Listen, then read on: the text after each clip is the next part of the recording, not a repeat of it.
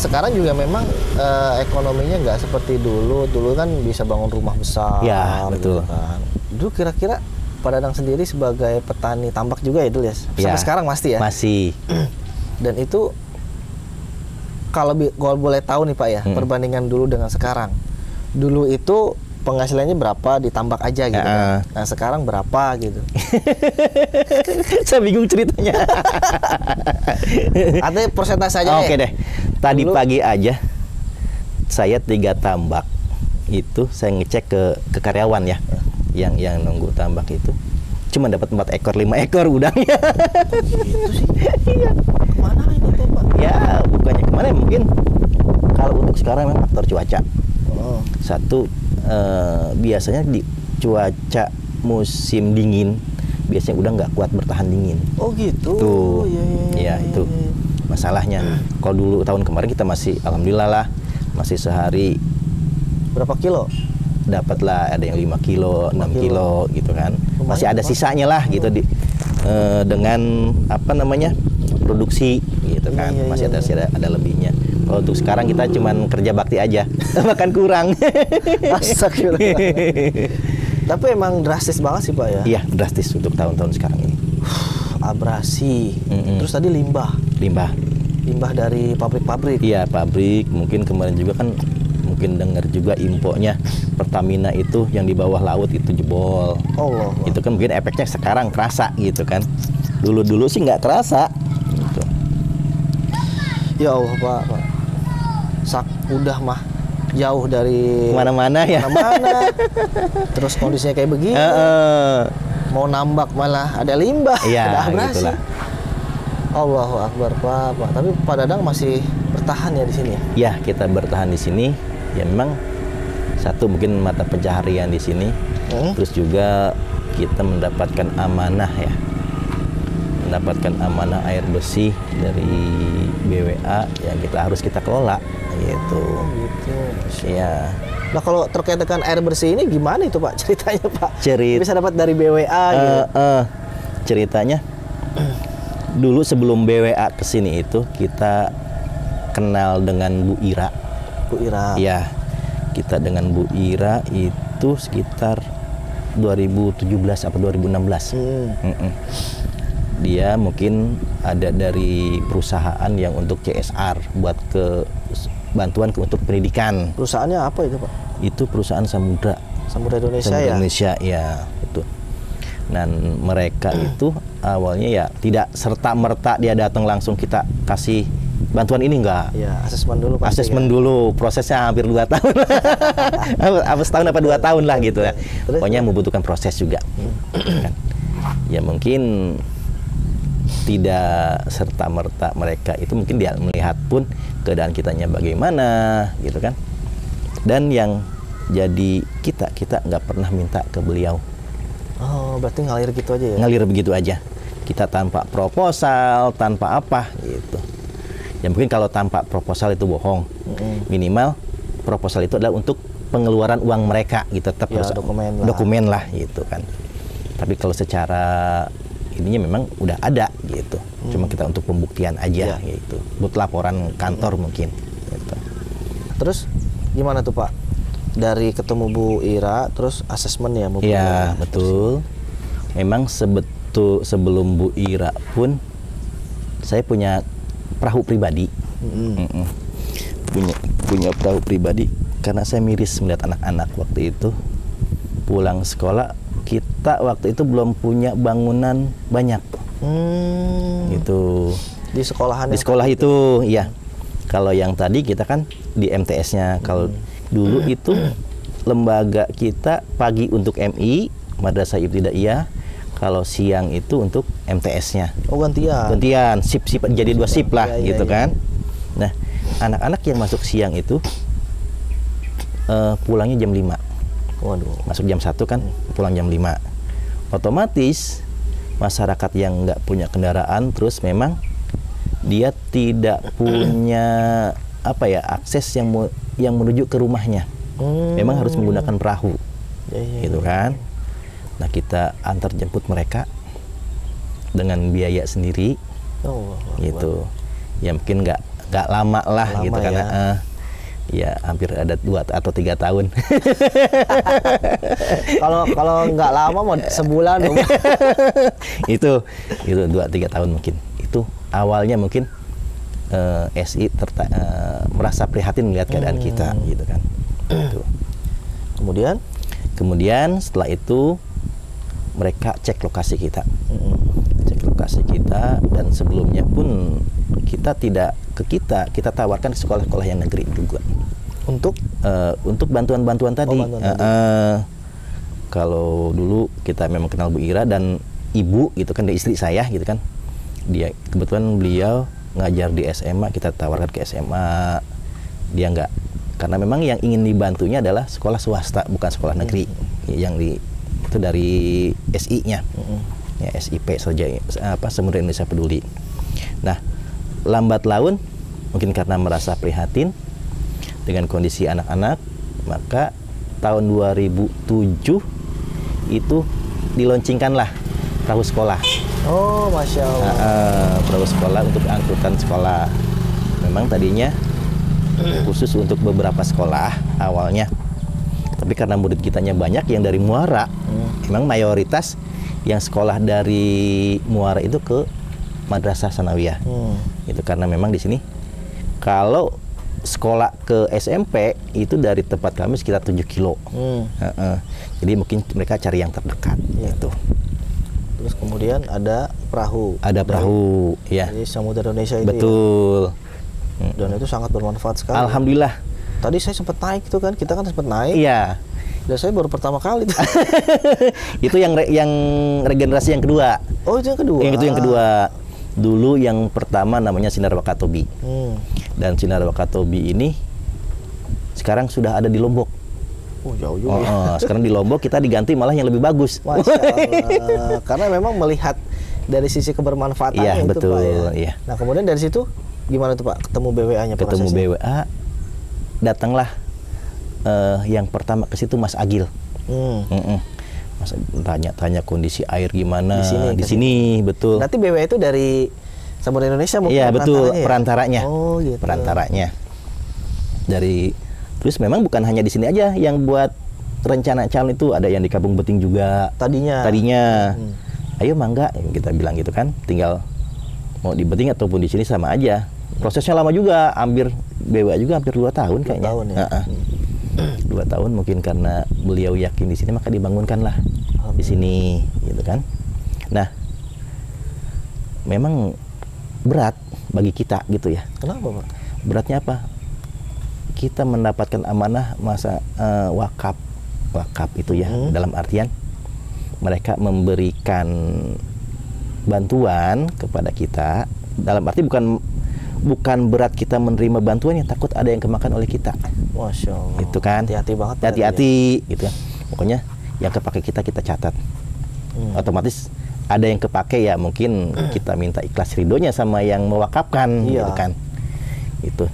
Ya memang kita juga butuh pengelolaan. Iyalah, operasional pasti. Operasional gitu kan. Itu. Takut ada yang buat jajan, buat apa kan nggak kerasa gitu. Iya. Dan kita laporan itu per tahun ke Mas Lutfi.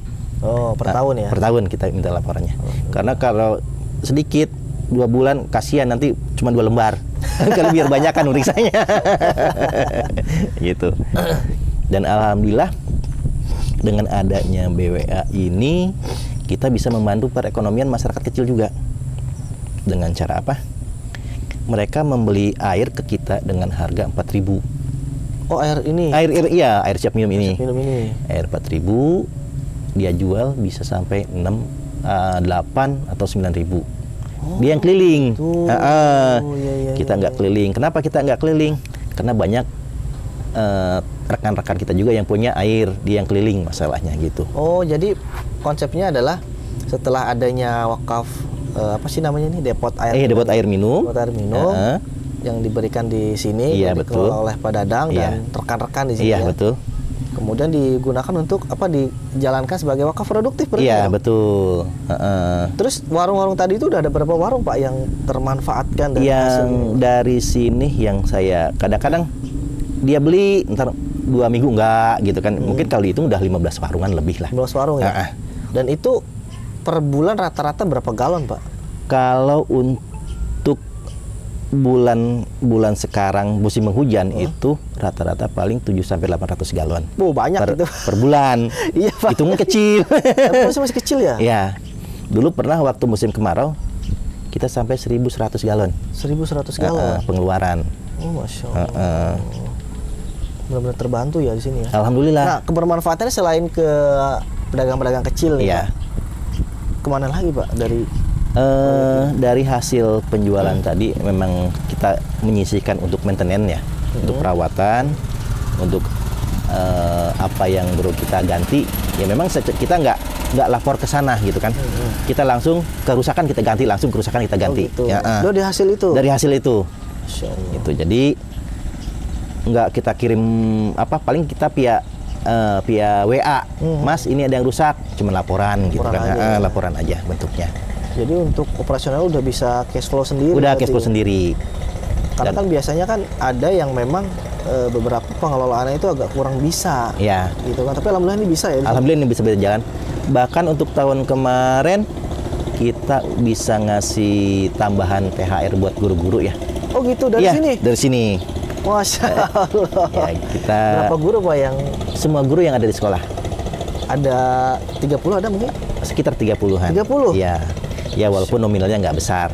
Wah, itu produktif banget, Pak. Iya itu. Ini wakif pasti seneng nih, Pak. Ya, kayak gini, mudah-mudahan ya, Mas ya. Karena gini, Pak, apa yang dia sedekahkan, wakafan itu bermanfaat banget. Mulai tadi dari warung-warung kecil di sini kan, kemudian dari Pak Dadang sendiri, ya kan, yang memang mengelola, ya kan, secara secara ikhlas. Kemudian guru-guru. Ya.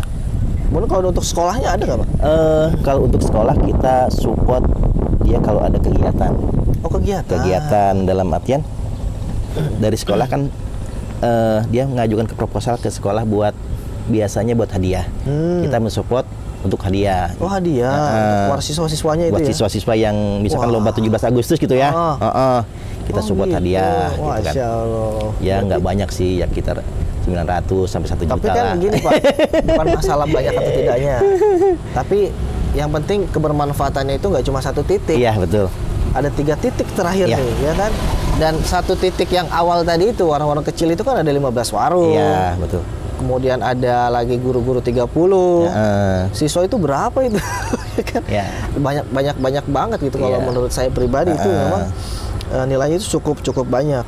Dan kita merambah sekarang ke anak-anak yang memang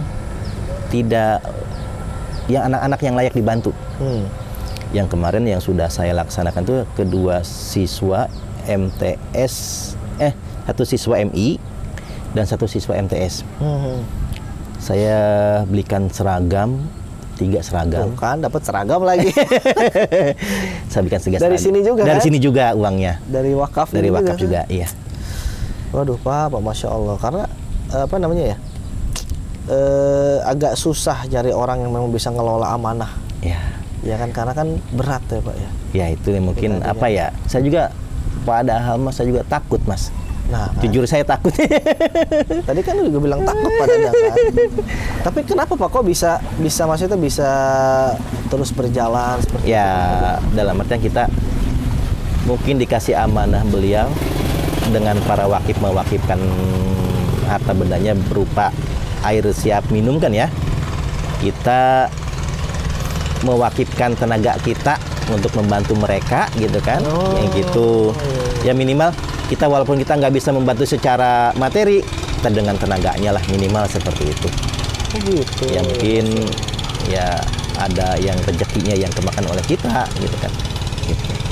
Ya kalau untuk itu sebenarnya wajar lah. Artinya gini, selama itu tidak mengurangi porsi kebermanfaatannya. Apalagi kan ya kalau untuk operasional itu kan wajar sebenarnya. Karena nggak mungkin bisa jalan sebuah proyek sedekah atau proyek wakaf itu tanpa adanya operasional. Betul. Ya kan? Seperti itu. Dan kalau Pak Dadang sendiri menikmati nggak, Pak, kayak gitu ya?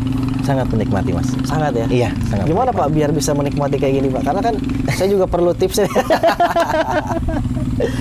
Itulah. ya itu tadi yang saya katakan, kita bekerja kepada Allah. Masya Allah. Itu kita bekerja kepada Allah. Kalau kita bekerja dengan manusia, kita akan kecewa. Betul. Apabila tidak sesuai dengan harapan kita. Gitu.